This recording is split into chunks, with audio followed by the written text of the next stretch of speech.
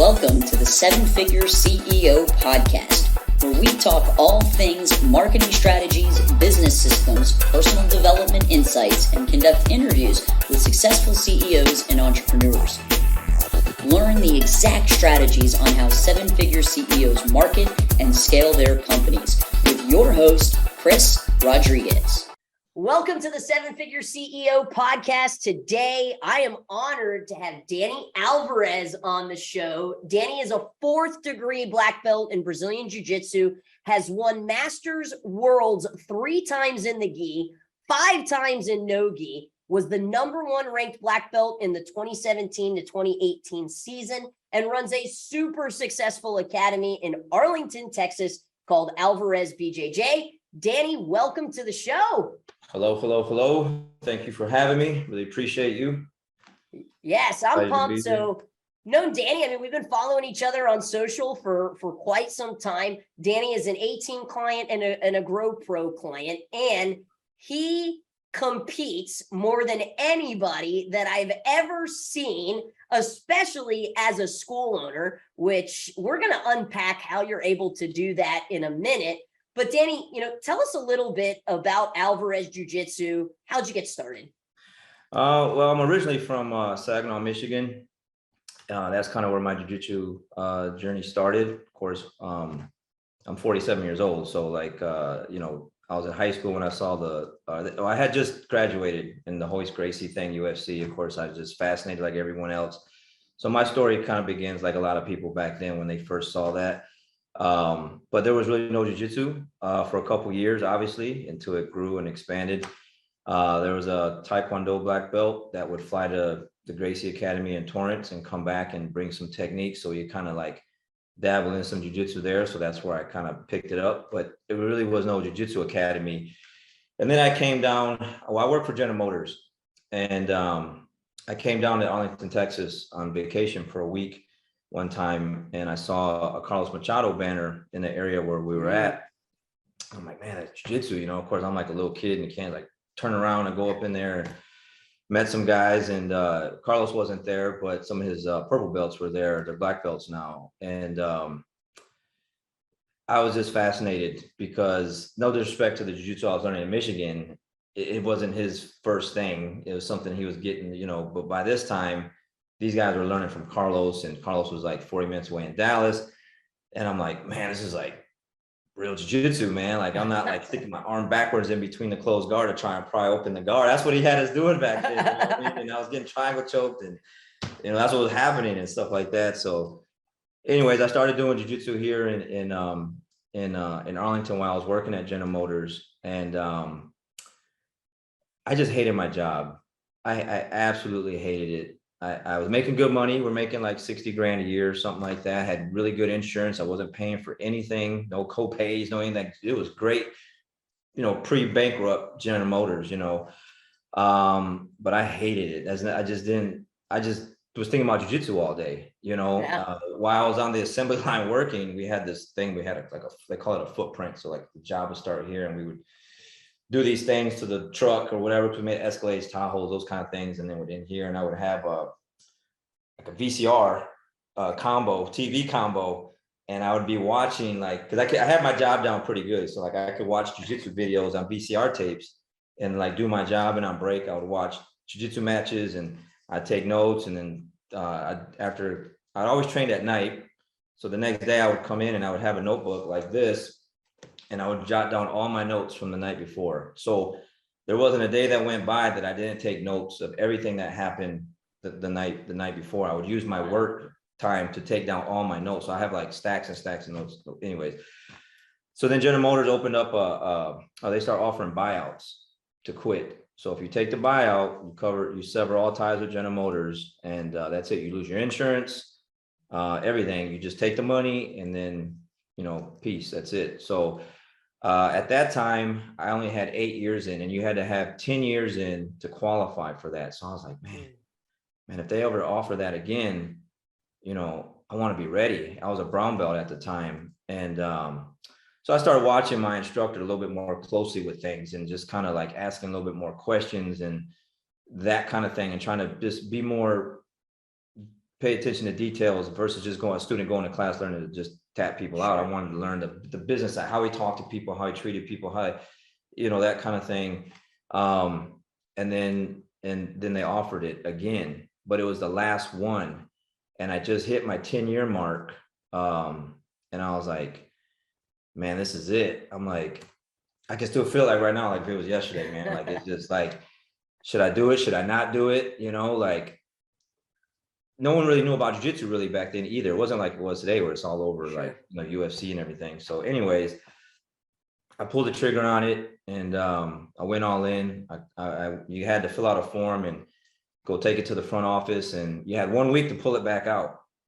That was a kicker though, right? So I was like, man, I got 1 week to pull this out. I'll never forget. I was at a different home, my other house, and I was laying in bed, and I could like literally hear the clock, like the hands, tick, that, you know what I mean? Like I'm like, I think I still have time. I was like, it takes 15 minutes to get there. Like if I hop in the truck right now, I can make it and go to the front office and pull and I'm like, no, I can't do that. I really want to see if I can make this work.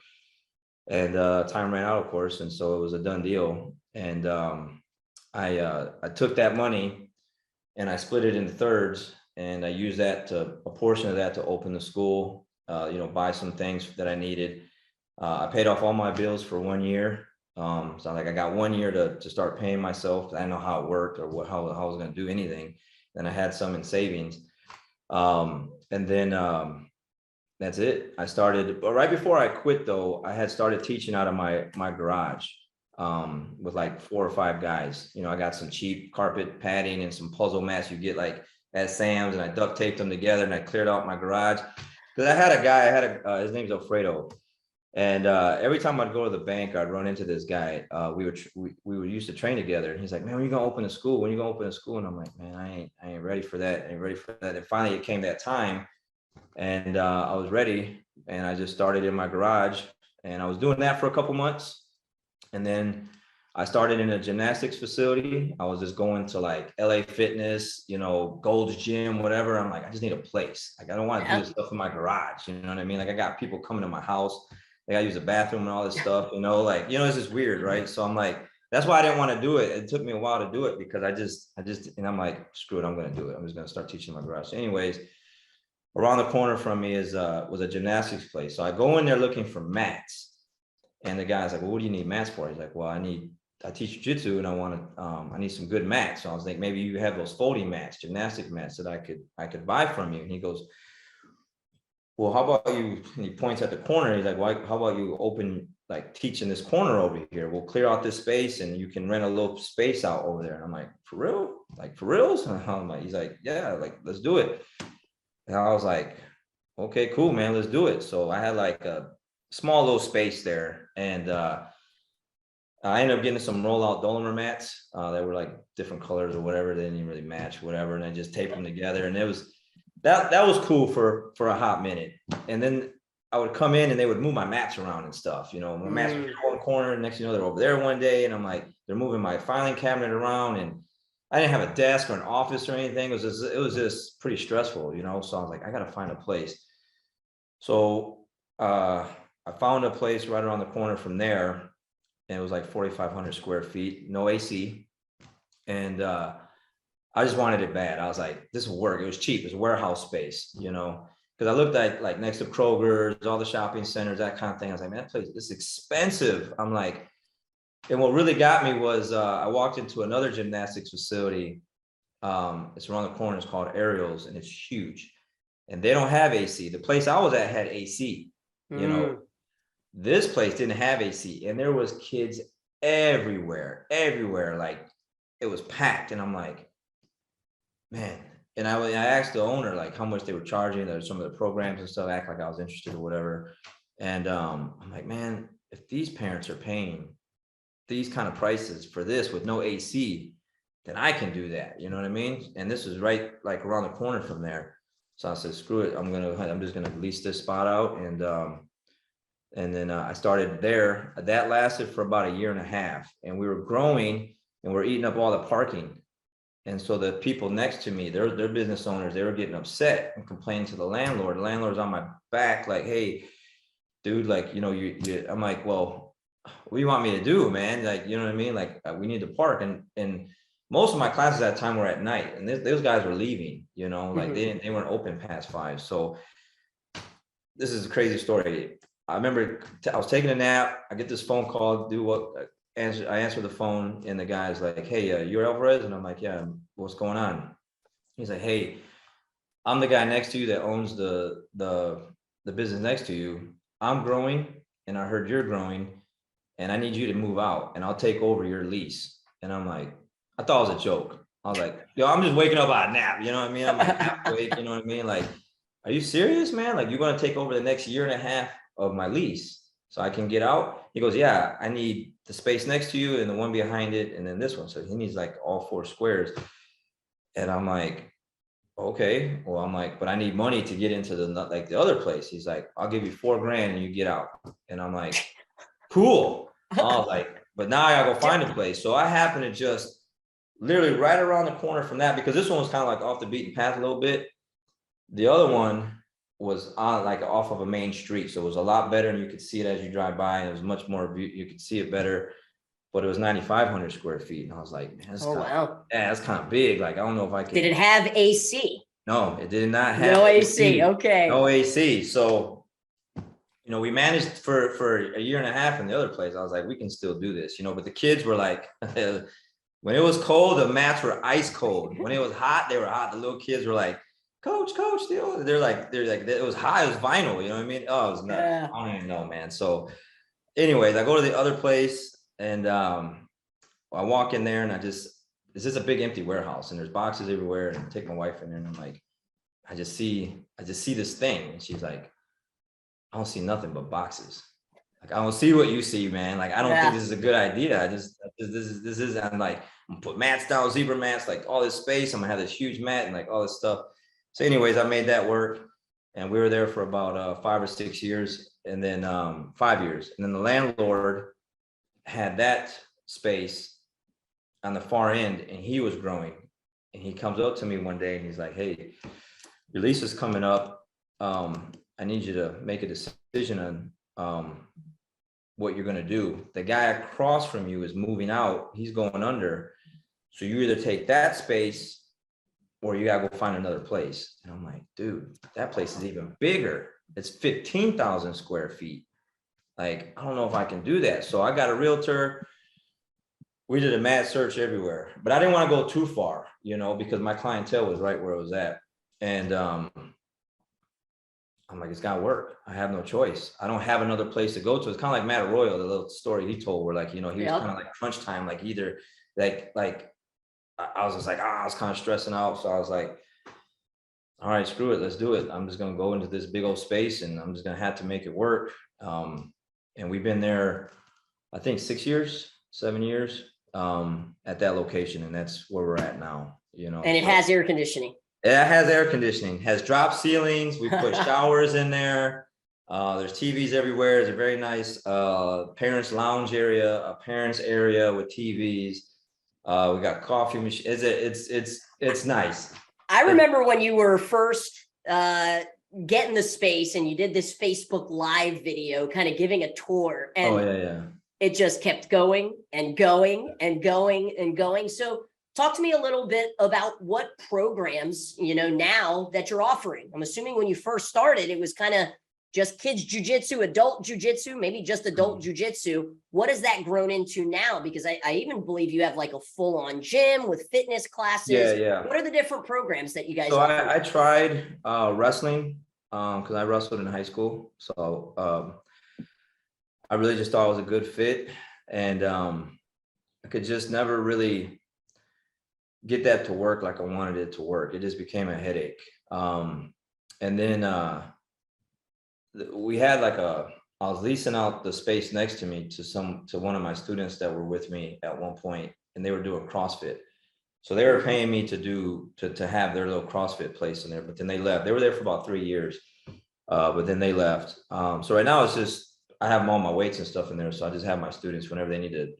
A lot of the students that I have, they'll quit their LA Fitness or their Lifetime Fitness or wherever fitness, and they'll just pay me. I charge $50 as an upgrade to go and use the workout area. So they'll use that. But I just keep it simple. It's just kids jiu-jitsu and teen and adult jiu-jitsu, because I've heard a lot of stories with like, I wanted the whole like, Muay Thai, kickboxing, like this whole thing. And then I would just hear these nightmares of like people that just like, it just really wasn't, it didn't pan out the way they wanted to do. So I was like, you know what? Jiu-jitsu is my specialty. That's what I'm good at. It's all I know.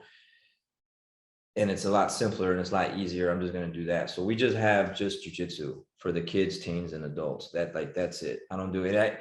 People call me and they want to do MMA, and I'm like, man, look, if you want to learn jiu-jitsu, man, you come see me. But if you want to do all the other stuff, like I can help you find like a better place, because this isn't it. Like, I mean, I really respect that, right? Oftentimes we have this shiny object syndrome as business owners, as entrepreneurs. We see these other schools like, oh, they're making all this money with their Muay Thai or their kickboxing or their MMA, and then we become something that we're not, or our vision kind of gets blurred of what we initially set. So I totally respect that.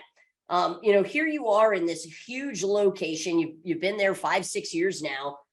How were you affected by COVID? Right now, you and I'm in Florida, you're in Texas. Mm-hmm. We're like the freedom states. So, for us, we only got shut down for about 3 months. But how were you affected by COVID? And if you kind of had to sum up your game plan, what was it? So we're very similar to you. In Florida, we were closed for 2 months, like exactly 2 months. And then we were able to reopen, but with like social distancing workouts. So for that lasted for about 2 weeks. So by the end of May, we're back into full-blown jiu-jitsu again, like rolling and everything else. I lost about 70 students, a good 70 or so. The kids program took a huge hit. Like the adults, like they were still like coming to the classes. Like when we came back, like the adult classes were like really like, I got everyone doing workouts or whatever. The kids, we were trying to do that too, but the parents were just, I just felt the parents were just like, no, I'm not putting my kid's not ready for that yet, Sure. So that was a major blow, the kids program. I lost a lot of really good kids, a lot of people we spent a lot of time with on that. But we did the Zoom classes. I did a morning Zoom, like, so basically whatever class I have now. So like I just came from my 10:30 class. We have a kids class tonight, 6 p.m. and then a 7 p.m. adult jiu-jitsu class. So I just replaced those with the Zoom classes. So I just went to work like normal. The night class, I did it a little earlier because like you can watch it from anywhere. Like I don't have to wait for you to get out of work to do my Zoom Sure. class. Like you could just do it. So I moved it back an hour just because like, again, drive time and everything else. So I did all the Zoom classes. I did those 3 times a day I did for the kids, the adults, everything. I did a lot of match breakdowns on my jiu-jitsu matches. So I would like chop it up and like commentate through it and point out like this, that, whatever. They love that. They really love that. Like I was do whatever I could to like keep them engaged into Sure. like, don't leave me, like kind of thing. Like don't give up on us yet, because as it got a little further along, that sucked. But that was it. I just I'm really interactive with my team. I just really would go into my Facebook groups and talk to them, live videos or whatever. I do like Q&As. You guys got anything you want to ask or anything, I can, whatever. So that really helped. And then, like I said, when we came back, a lot of the teens and adults came back, but the kids program really took a hit. So we're back like better than that now. That's great to hear. That sucked, but I feel like blessed, obviously, because we weren't in like Michigan. I'm from Michigan. So like one of my affiliate schools, they were shut down for like 9 months up there. You know what I mean? Like just horrific in New York and California and everywhere else that was like that. I couldn't even imagine what that would be like. Like 2 months was hard. And then 2 weeks of like jumping jacks and stuff was hard. You know what I mean? But 9 months, close to a year, and then just people losing their business. Like I'm just very thankful for being in Texas, because we just got right back to it like you guys did. But, and right after that, people being at home, like they wanted to get back to it too, for the most part, so that really helped. So I took a big hit. like most people did, but it was primarily my kids program, which really sucked, you know. Okay. But you know, we're doing good, and we're obviously, you know, back better than pre-COVID and stuff like that, you know. That's great to hear, Danny. I'd love to, we can kind of shift the conversation to marketing a little bit. One that's, what I really enjoy. And, you said that your kids program took a big hit, but now we're back better than ever. Let's talk a little bit about this isn't back in the early 2000s or even late 2000s where there weren't a lot of jiu-jitsu schools.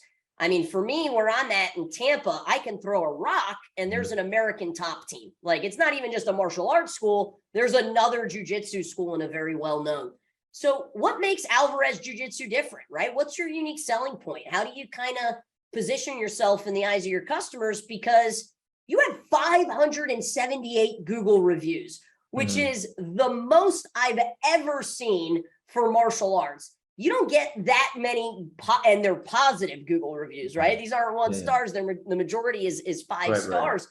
So what's the secret? What's the secret sauce, and what makes Alvarez Jiu-Jitsu what it is? Not for me, my mindset, the way I looked at it, if I was gonna, because I had my wife and my daughter at the time when I quit General Motors. Danielle was like 7 or 8 or something like that, whatever. If I'm going to quit General Motors and take a chance on this, and because I've never ever done anything like that before. Like, I was like just scared to death. Like, seriously, like, what if this doesn't work? Like, what about my family kind of thing? Like, I'm going to go all in, and this is going to be the best thing that Arlington has ever seen. And that's my mind. That was my mindset back then. And it's still my mindset now. And so I do everything within my power to be like out there, like to like, I want the best jiu-jitsu students. I want like the best, like my presence to be felt everywhere, like with the t-shirts like I have on now. Actually, this one's red, but we hand out t-shirts. You don't have to sign up. As soon as you walk in and you're going to try the class, we give you a t-shirt. You're going to put that on and you're going to train. And if you don't like it, you can dust your tables off with it, whatever. Like, if you don't like jiu-jitsu, you know what I mean? Like, well, you're going to wear this t-shirt. And so over years, like, these t-shirts are everywhere, all over town, right? Facebook, Instagram, YouTube, like, I'm always posting on a daily basis, like, just making sure that our name and my brand is out there to be seen. And it's just one of those things I just feel like a lot of people just don't want to do, because it's a lot of work. It is a lot of work. Like, I just got done with class and I posted a team picture of our class. I do all that. Like, I take the picture, I crop it, filter it, and do whatever I got to do. And boom, it goes to Twitter, Instagram, Facebook, and I just put it out there. And then, just stuff like that to kind of help put the name out there in the brand. So a lot of it's a word of mouth. We've been here, obviously this will be, so I'm 14 years in. So the beginning of the year will be 15 years. So congratulations. We've so awesome. been in this area right here for a very long time. So the word of mouth is out there. You know what I mean? Like, that's a huge, I always get that all the time. Like, oh man, I heard the place to go is here. You know what I mean? So, as far as the Google reviews, like, I ask for those. You come in, you do the class, you sign up. I see you're making some really good progress. You're enjoying it. You're smiling, like you're sweating. You're doing really good. I'll ask you for those. I'll send you the link. I'll text it to you. I'll send it to you on Facebook Messenger, that kind of thing. Because I tell people like this, like, look, you obviously must have read the reviews and came in and you thought it could benefit you. And so someone's story or however they wrote up the review resonated with you, because not all of them do. So do you mind sharing your story, why you came in and how it's helped you and what you've accomplished so far? Because someone out there is looking to do the same thing, to change their life for the better. And your particular story review could make an impact and change someone's life for the better that's dealing with whatever it is that they're dealing with. And most of the time, like, that gets them. You know what I mean? Like, I'll get it like shortly after. Oh, coach, I got you. Like, right after, man. Like, but I'm present. I'm there. I'm the one asking for it. You know what I mean? So, So yeah, just we gotta do. ask, right? Yeah, You just yeah, gotta ask. just gotta ask. And I do the asking. My dad does the asking, but I always ask. I ask just like I asked, like, hey, what brings you in? So we had two. I don't teach 6 a.m. class, but we had two new trials at 6 a.m. and we had two just now at the 10:30 that I just finished up. One of the first things I ask them is, why are you here? What brings you in? What triggered you to just like, you know what, I'm gonna put my information in. Yeah, maybe you saw an ad, but I mean, you got to put your information. Oh, I've been thinking about it for a long time, whatever. And then like, what brought you actually in here, to actually, what are you looking to try and do? So I try to get to those, not just my office, because my office staff does that too, but I want to know because I'm the one teaching the class. You know what I mean? Yeah. I'm the one like that's back there with them. So that getting to know them like that really helps with the Google reviews and stuff like that. But I just, like I said, quitting General Motors, I was like, this thing has to be great. It has to work and it has to be great. Like, I don't want to like half-heartedly do this and then my family suffers from this. Like, I burn the ships, right? Like, I just like, this is it, man, and luckily for me, like my wife never had to pick up any of my slack, like meaning like nothing changed from the time that I quit General Motors to the time that I started paying myself and where we're at now. She never like had to pick up my end of like the bills or whatever we had to do. Like nothing changed because, it was just one of those things where it's like, man, this thing has to work, and I'm just gonna do whatever I have to do to make this thing work because I have no backup. I don't have another job. Screw a plan B, Yeah. burn the Yeah. boats. That's Yeah. one of my favorite sayings. Yeah. You just talked about your wife. You touched on your dad being at the academy. Your daughter is very well known in our industry as one of the, top competitors. Talk to me a little bit about what that's been like working with family. And was jujitsu a non-negotiable in terms of raising your daughter? Like, this is something you're going to do regardless if you like it or not. This is a struggle that a lot of school owners deal with. They have this love and passion for martial arts. They want to pass that down to their kids. So talk to me a little bit. How's it been working with your family? And then what was your strategy in terms of having your daughter train? Okay. Yeah, that's challenging, to say the least. When Danielle was 7 or 8, I tried to get her into it. And of course, my family all fought me on it. My wife, mom, dad, everyone else, brother, sister, who are, oh, that's your thing. You can't make her do your thing. Like, I'm like, it's not a thing. Like, this is like a lifestyle thing. Like, you know what I mean? This isn't like a regular sport. You know what I mean? Like, I'm not trying to like live through my kid or something like that. Like, I've seen what this thing has done for me. Like, I wasn't some troubled kid or like troubled guy. Like, I had like all these things, and jiu-jitsu just saved my life. It wasn't one of those things, but it was one of those things where it like, it helped change me as a person. It really did, for the better. And I'm like, and I seen what it did for other people. And I'm like, everyone should do jiu-jitsu. Like, everyone should do jiu-jitsu. Like, no one should not do jiu-jitsu. So I'm like, so it's of like course, swimming. You gotta learn how to swim. You gotta learn how to swim. Right. You gotta know how to like stay alive. You know what I mean? So anyways, they fought me tooth and nail on that. She would cry, going to class. I don't like it. Give me a hard time, like, like most kids do. So I said, all right, I caved. I gave in, which I should have never have done. And fast forward to like now she's in 9th grade. So she's like 14. She's at high school. She's on the volleyball team. And she comes home one day and I could tell like something's off, something's wrong. And she don't want to tell me nothing. And so she tells my wife, or later on she tells me like, well, she's getting picked on, or she's kind of intimidated by some girls on the varsity team. They're older, they're seniors, junior seniors. And she's a freshman, and she just was intimidated by that. And I'm like, that's BS. Like, that's no way. I'm a jiu-jitsu black belt, and this is what I do for a living, and this is all I do. Like my kid should not know how to not take care of herself. Like, that's ridiculous. I'm like, screw that. You're going to class from now on, Monday, Wednesday, Friday. No ifs, ands, or buts. I don't care who says anything about it. Like, you're going to class. Like, I'm not asking you to compete, but you're going to learn this stuff, and you're going to learn how to take care of yourself, because I can't go to school with you.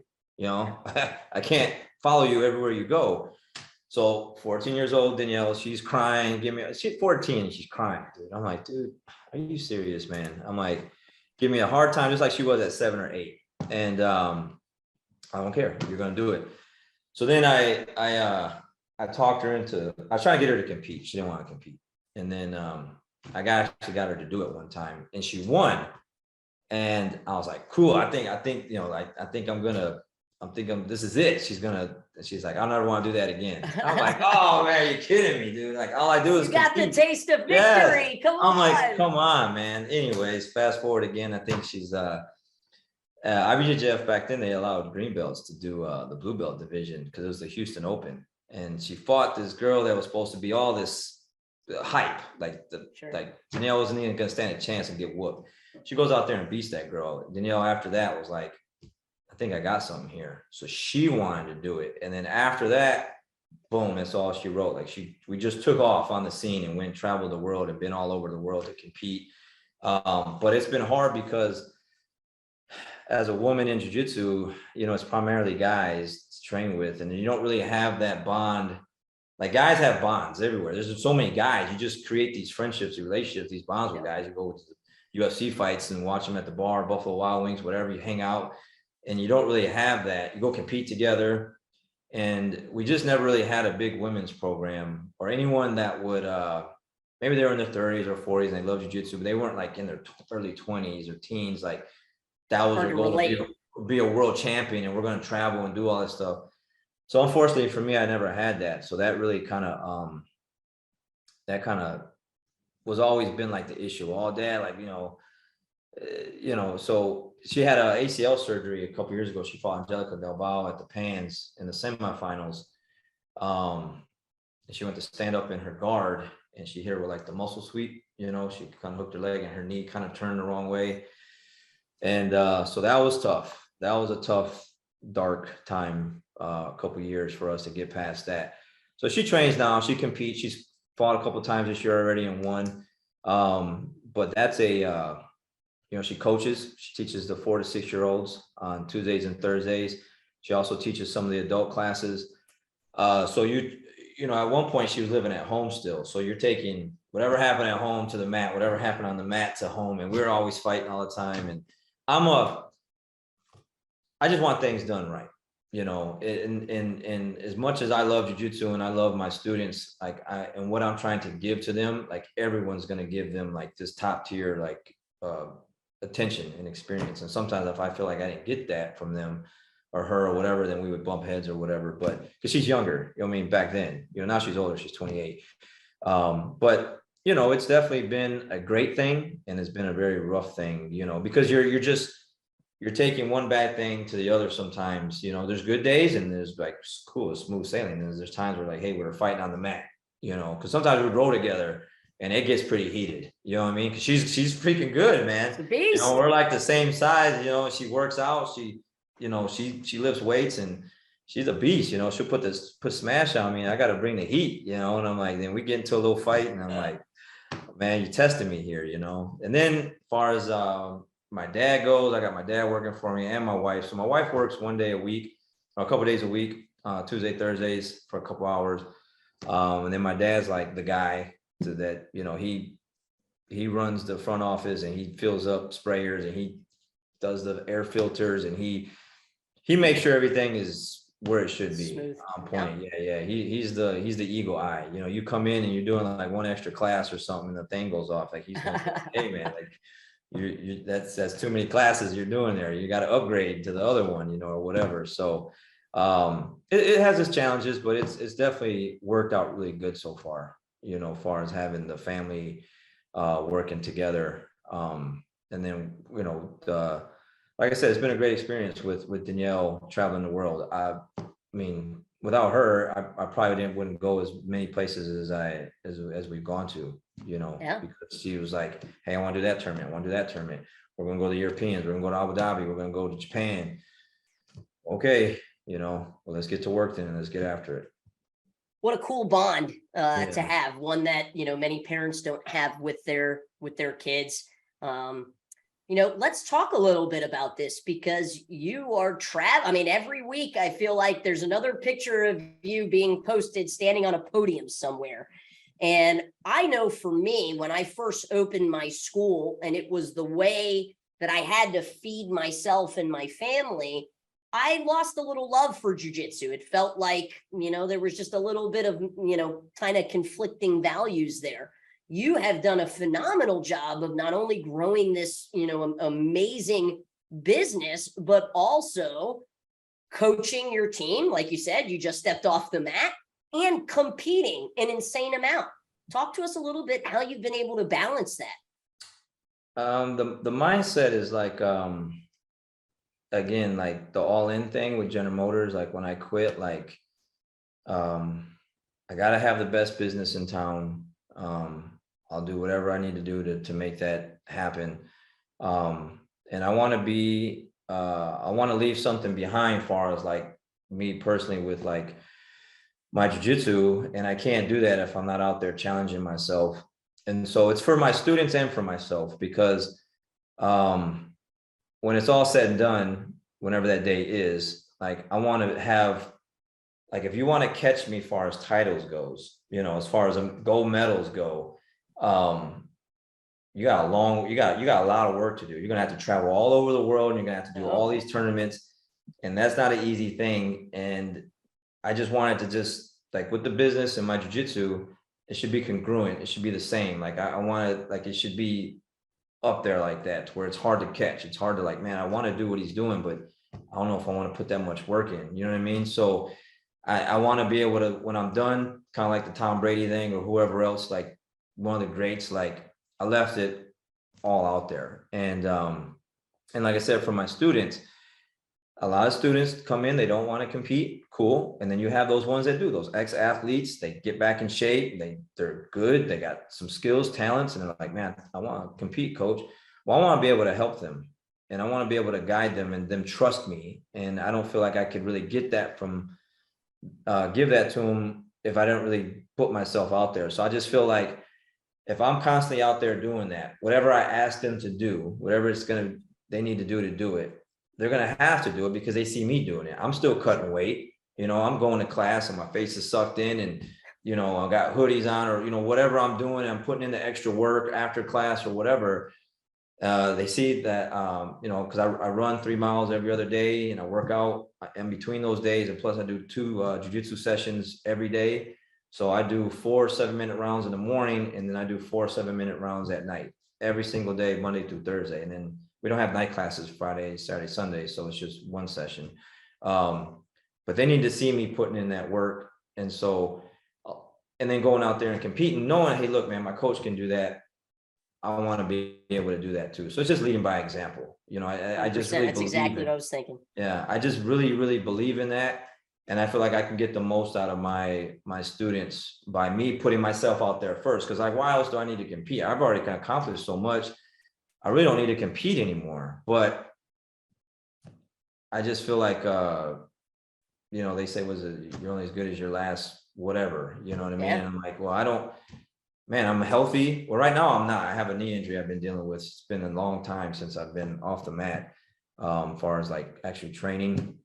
I had an MRI, go to the doctor on Thursday to see really what's going on with my knee. But prior to that, my students need to see me putting in the work. I, like, after class, we're doing sprints. I'm the one leading the sprints. We're doing burpees. I'm the one leading the burpees after the 4 7-minute rounds, after whatever it is that we just got doing. I'm leading the pack with that. So I just feel like, for my own personal goal, I just wanted something like that to do. I want to, when I'm done competing, whenever that is, if you want to catch up to me, you got a long way to go.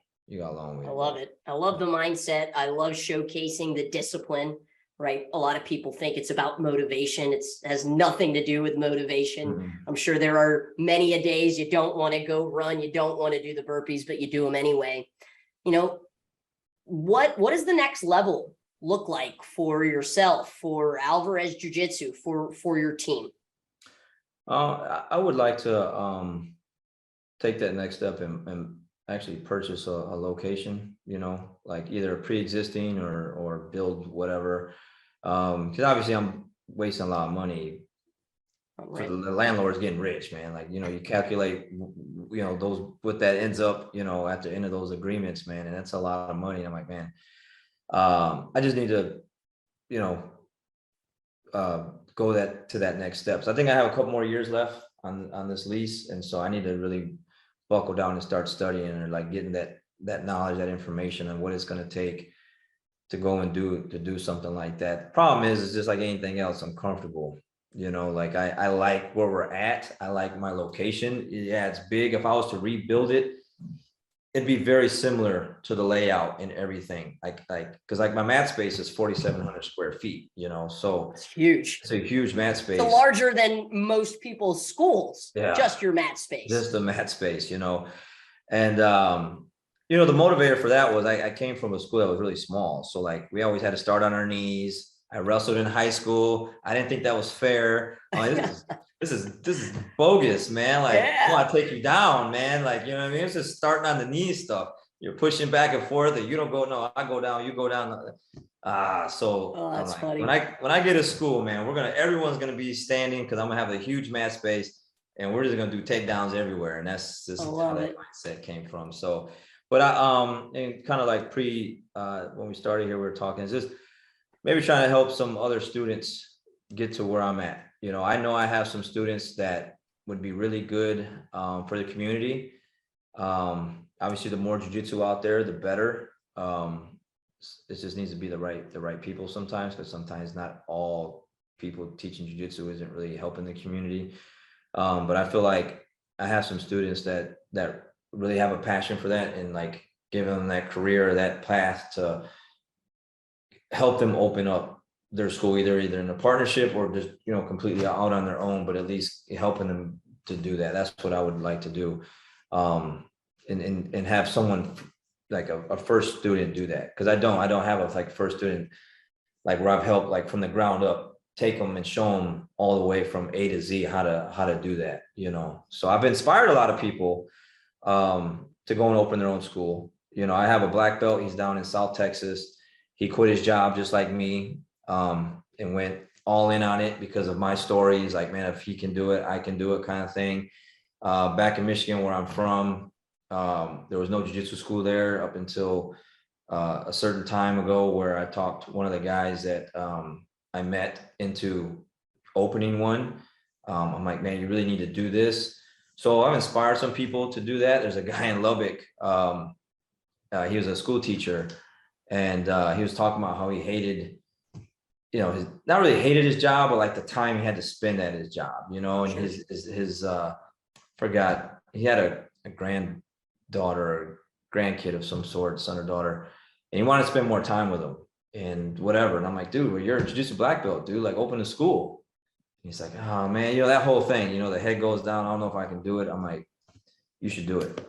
Like you can do it, like especially nowadays, these days, you can do it. So this school's like only a couple years old, and he's doing it. It's like he's awesome. Doing really good, and he's showing pictures with like his grandkid. He's spending time with her or him, whatever. And and he'll give me props for that. Like, hey man, that conversation I had with Alvarez in the locker room because he came to train with me one day. So I've inspired people to kind of go down that path, but like I never really took a student and showed them how to do that. So that'd probably be the next step. Yeah. I love it. Growth and contribution, right? Yes. Yeah. Absolutely. So as we wrap up here, I always like asking this question. Hindsight's 2020. If you were to kind of start all over again, what's one thing you might have done differently? That's kind of tough because I want to say like, get a mentor kind of thing, like get an ad agency like GrowPro kind of thing. But in 2008, there really wasn't really around back then. It wasn't around. So it was like, there was no education like there is now. It's so easy. Like whoever's watching this, it comes across as like, if you're thinking about it, like there's, people like you that like are successful, like you can show them and give them the blueprint A to Z how to do these things. Man, you got the Jiu Jitsu University. That thing is awesome. Like, you just log in and like everything's compartmentalized and like, you just like, it's just great. Like, you know what I mean? It's always at your disposal. There was none of that back then. So like, Sure. it's, man, what I would, I don't know. It's just really tough because I wish I had that back then. Like life would have been a lot easier with what Sure. we have now. So I really don't have a really good answer to like what I would change. I wish I would have had, all I can say is I wish I would have had certain things at my disposal. Because like, for instance, with the Lloyd Irvin thing back in 2012 or 13, when I went to one of his first meetings, whatever, that blew my mind. Like, you know what I mean? Like, dude, like, to be told that you have to have sales and marketing to teach jiu-jitsu, and to be told that, you're not a jiu-jitsu instructor anymore. You're a salesperson. You got to sell this thing to people. You got to tell people like they need this in their life. And the example of like, you're going to have like a really good doctor that doesn't really put themselves out there. And then the one that isn't that good puts himself out there, is getting all the clients and everything. Like, it just hit me like, dude, yeah, I can be like really good in jiu-jitsu, but if no one knows that, like, doesn't matter. Like, I need that. That's why I go so hard with like my live videos every day, my pictures every day of my team, the coffee with coaches that I started doing, those kind of things. Like I said, the marketing with the t-shirts, what I hand out, if you can see it. Yeah. So my welcome packets that I give, it has the koozies in it, and ink pens, pads with my logo on it, and websites, and branding, baby. Yeah, a couple of books here, these things here, Nice. for the adults and teens.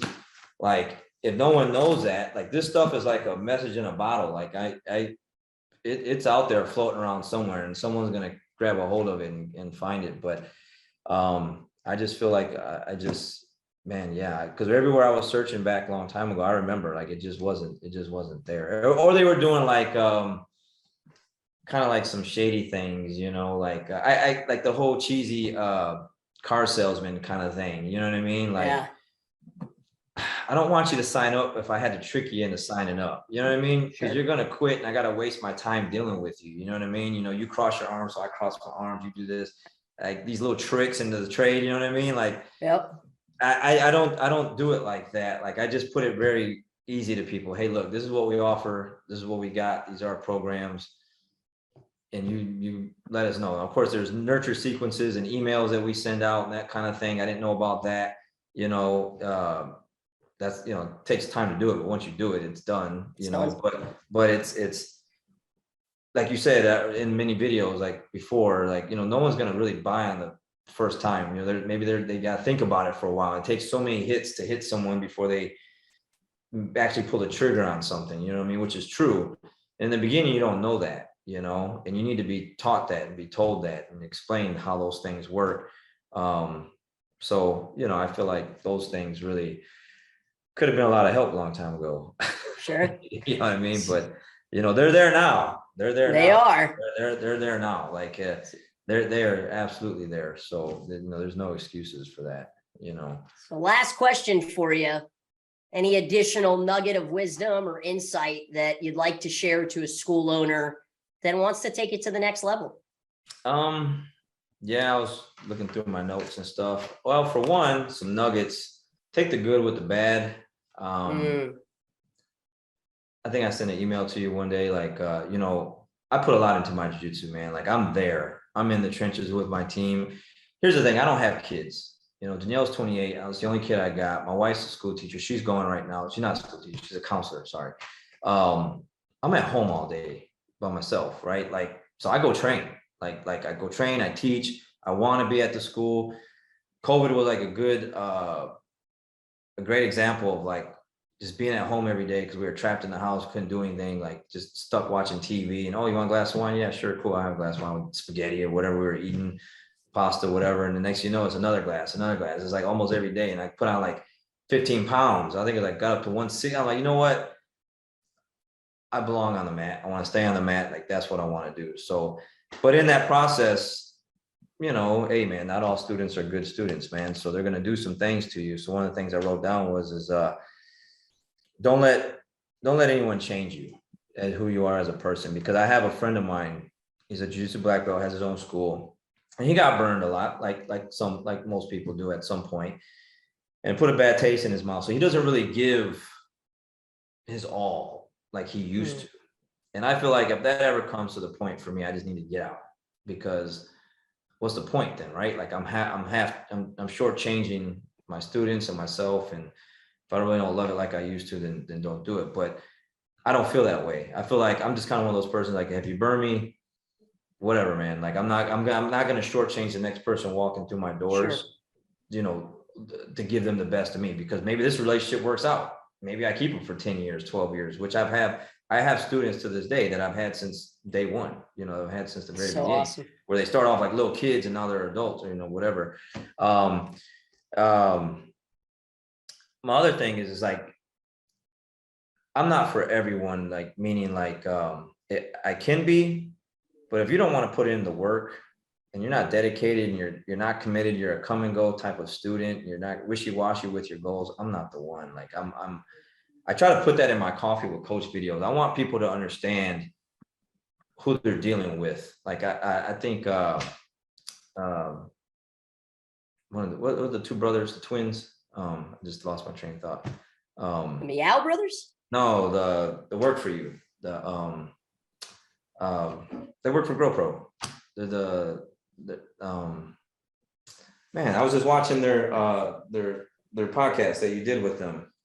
Anyways, I was just watching that, and I forgot where I was going with that. But anyways, I don't know. I just feel like you just need to do things a certain way. Oh, that's what they were saying. They're on their social media so much that when people come in, they know who they're dealing with. They know what they're going to get. They know what to expect. And I think that's really good for coaches to do, because people know what to expect because of the YouTube videos. I don't know how many people I've had, hey, I watched all your YouTube videos, your coffee with coaches. Like okay, I want that as a coach. Yeah. And if I'm like too tough for you, then cool, go down the street. You know what I mean? Because the hardest thing is chasing people to come to class. That sucks. Like, you know what I mean? Like that, like that absolutely sucks. Then you're annoying them, then you're bothering them. After a while, you leave them alone. But then it's like, why'd you sign up, man? I didn't trick you into signing up. I didn't twist your arm to do this. Like, you wanted to do it. I'm trying to help you, and you won't let me help you. You know what I mean? So you're talking about Guy and Rob. Yes. Pendergrass. Yes. I just had a. I had a brain fart too. I'm like, I got twins that work for me. Oh yeah, I do. Guy and Rob. Yeah. They were saying that. They were saying that. I think that this is a big part about, understanding who your avatar is, who is your ideal student, because it doesn't have to be everybody, right? And I think with what you're doing, like with your social media presence and the Coffee with Coach, that when you put it out in the universe, it can help attract those, type of people as well. Yeah. I do. And I feel like if you're going to do it, just do it all the way. Like, go all in. Like, there's very few like Mr. Fry, that can teach and then have a very successful, high level school. Like after, like that's unheard of. Like, I don't really know too many people like that. The ones that I know personally, they struggle because they're burning the candle at both ends of the stick. You know what I mean? Whatever. And it doesn't, I'd never seen it work well up until, obviously Mr. Fry, but of course he's got a lot of great mentors and help and stuff like that. But still, I think it still takes a certain kind of person to be able to work all day and then go work at night too, and still have energy for that. You know what I mean? And so I didn't want to do that. I didn't want to have that in the back of my mind. Like, what if I went all in on this thing, and how far could I have taken it? And I didn't, because I'm still working. I didn't want to let go. So whoever's out there and is trying to decide on that, like what I gave that one black belt in Lubbock, like, just do it, man. Like, if that's really what you want to do, baby. You gotta burn the ships, but you gotta make sure you're doing it for the right reasons. Like, for me, I love people. I'm a people person. Like, I'm not an introvert. I'm a very outgoing person. I like talking to people, hearing people's stories, getting to know people. And so it's easy for me. Like I like that. I want to know your story. I want to know why you're here and what you're going through, which, you know, lately I've been dealing with a lot of students going through a lot of really bad things. Sure. And I want to help them with that. And sometimes I come home at night and I carry that weight on my shoulders, you know, I mean, of the stuff, the really horrible things that they're going through. So you got to make sure that you're in it all in, because if you're not, like, it's just, I don't really know too many people that have been successful with it when they kind of halfway do it, you know. Sure. And it's the best decision I've ever made, for sure, you know. Well, Danny, I think anybody listening to this podcast can tell that, you know, you have a level of unmatched work ethic. I mean, the fact that you came to this podcast with a notebook with notes of points that you wanted to go over just shows how dedicated of a person you are. I'm sure people are going to want to be able to follow you and maybe listen to these things like, you know, Coffee with Coach. What's the best way somebody can follow you on social? Everything is Alvarez BJJ. So Facebook should be Alvarez BJJ or Alvarez Brazilian Jiu Jitsu. Instagram Alvarez BJJ. YouTube, Twitter. Luckily for me, no one had. You know, that was pretty easy. You know, and that was the other thing. Just some final notes there. I think I took down was like, you know, I was told a long time ago not to use my last name for my school, from like a mentor, like to use, for example, like Joe Blow Martial Arts, like a very generic name. But again, going back to quitting General Motors and going all in, like, I want people to know, like, me, like that this logo, when people see it, it should stand for something. You know what I mean? Like for hard work, dedication, like just an unmatched, like we're good, man. We're good at what we do. Like, you know what I mean? It's just what it is. And people know that. Like, they know when they come train at our academy, whoever that is, like, I always hear those rumors, like, hey man, if you go over there, man, make sure you hydrate well before, make sure you eat, you know, make sure you're ready, because no light rounds going on there. No easy rolls. That's our motto, is a hashtag no easy rolls. And I put everything behind that name. That's why it's all over the place, because when you wear it, I want you to be I want people to be proud of where they train at, you know. Sure. And so I put everything behind on that. So whether, you know, it's your name or someone else's name, like, you just got to make sure, like, you're giving it everything you got, for sure, you know. Well, Danny, I know that there are, you know, thousands and thousands of people in the Arlington space and everybody that you're inspiring online that are incredibly grateful that you took the chance, that you gave your week's notice to GM, and you've built this amazing empire. I really appreciate you taking the time today, and thanks so much, man. Yeah, I really appreciate you too, and all you do for the jiu-jitsu community. I mean, I've been following you obviously for a long time, and just what you're doing with GoPro and the Jiu-Jitsu University, everything that you do, like, you took that to a whole nother level, and there's so many people that are benefiting from that, and myself. So whoever's watching needs to hop on board with that, for sure. All right. Thank you, sir. Have a great day. Thank you. We'll see you.